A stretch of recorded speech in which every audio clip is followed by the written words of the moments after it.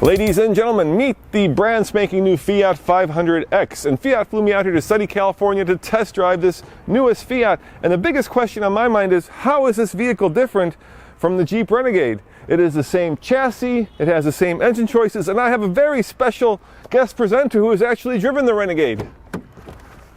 500. All right, Nathan, you've driven the Renegade. We're about to drive this, so let's find out how this differs from the Jeep. That's going to be cool.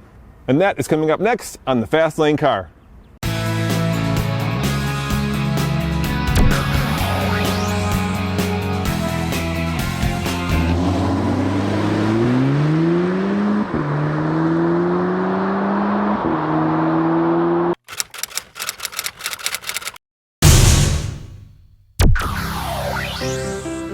Non più tra i farfalloni amoroso, notte e giorno di torno girano, delle belle turbando al riposo, Narcisetto Adolcino d'amor. Delle belle turbando al riposo, Narcisetto Adolcino d'amor.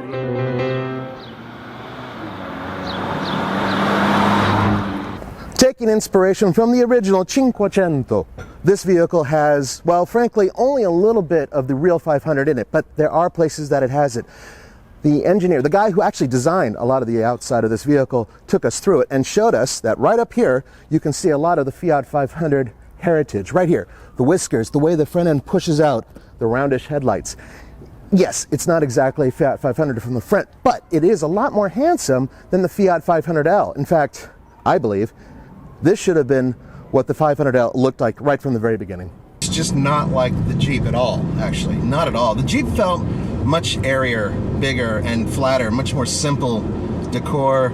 Overall feel was very different. This one does feel a little sportier, I think. Yeah, just a little. And I think the American Jeep designers had a much greater role in designing the Jeep than the American Fiat designers. Basically, this was a European design car. Yeah. The 500X is a relatively small car by American standards. With the seats up, you're looking at 18.5 cubic feet of space, and if you fold them down, it's a 40-60 split, you get 50.8. That also happens to be the exact identical numbers that you'd get in the Renegade.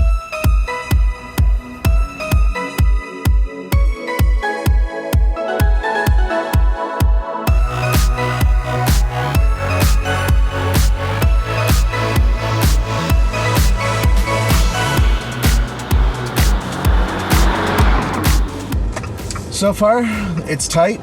It's pretty quiet inside, actually. And I think the seats are really comfortable.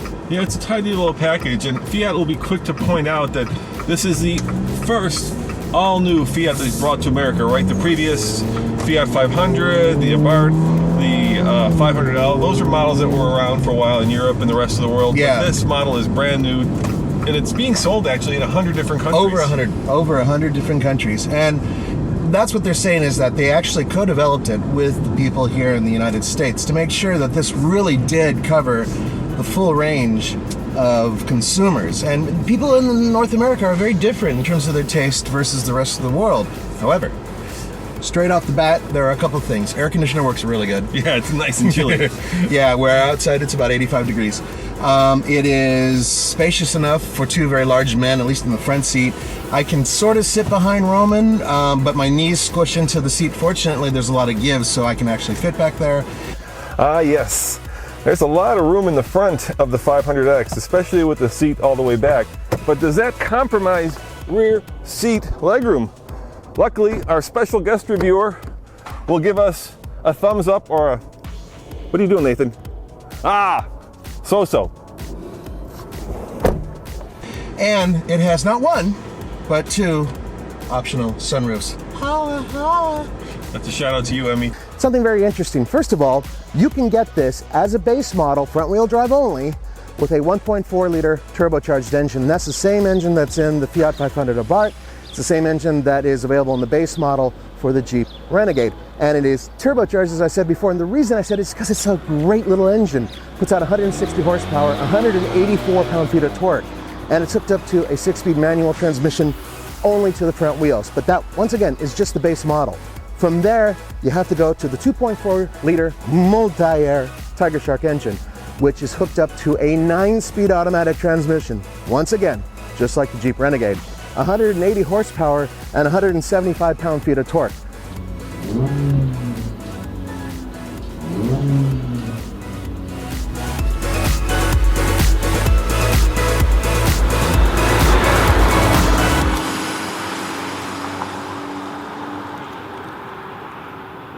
You can get this hooked up to an all-wheel drive system, and it is a special one because it can actually disconnect from the rear end and only allow front-wheel drive under most conditions. And then when it detects slippage, it goes to the rear. And it has this kind of funky driver select dynamic control, which changes the steering, which changes the shift inputs on the 9-speed automatic that we have here. So you can kind of change the character of the thing. And the traction control system. I think we're in auto. Let me put you in sport. All right. All right, now you're in sport. All right, well, you know what? I can tell you right, just touching the pedal, it seems a little bit more sensitive.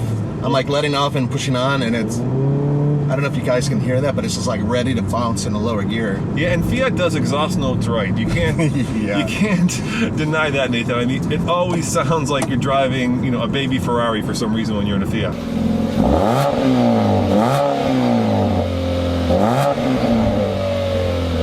Yeah, there's a little bit of a growl to this one. It definitely has. It's a little bit of brio. Sorry, I had to use something. It's not too bad.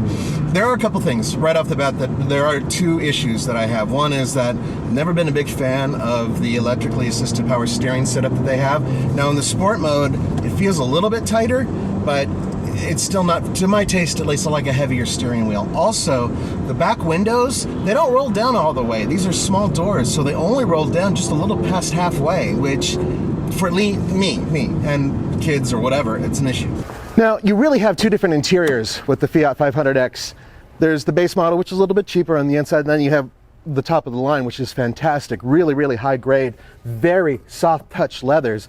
And you could see a lot of what they were thinking just on the door panel alone when they did things like lift the speaker up and make a larger pocket for big bottles. And on top of that, all these wonderful materials. The layout is very logical, and altogether, it's chic. I'm really impressed with it, and I think it's much better looking than the Renegade interior.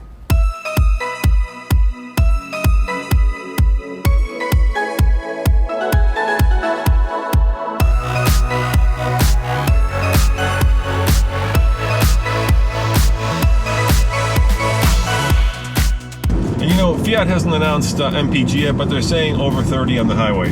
Better be. Yeah, it better be. But you've driven both, so, you know. It doesn't feel like the Jeep at all. Nope. No, they've done enough. European. It really does. Well, if nothing else, it doesn't feel like that. It just feels, it feels a little bit like the Fiat 500L in terms of the decor.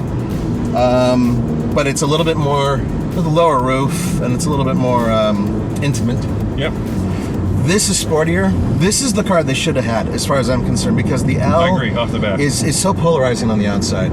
And this is a much better looking car. I think it's a great looking little car, but the L is not. It's got that Mickey Mouse look. It does. It really, that looks more of a toy, and it has tiny little wheel wells and everything. This is much more muscular, and they really were pushing the masculinity. But despite that, it doesn't really feel like an overly masculine car. Nathan, this Fiat 500 starts at about 20,000, and if you load it all the way up, it can go over 30,000, which is very similar to the Renegade. So I'm going to put you on the spot. Okay. If it were your money, man, the stuff in your wallet, what would you get, the Renegade or the Fiat 500X? All right, I got it. If I was a city dweller, absolutely would go for the Fiat. But because I'm not, I actually live sort of in the country and I go off-road occasionally in snow, then it would be the Renegade. That's fair enough. I haven't driven the Renegade, so I'm going to reserve judgment till we get them both in Colorado. As always, this is Nathan and Roman saying thanks for watching, and check out tflcar.com for more news, views, and real-world reviews. Ciao.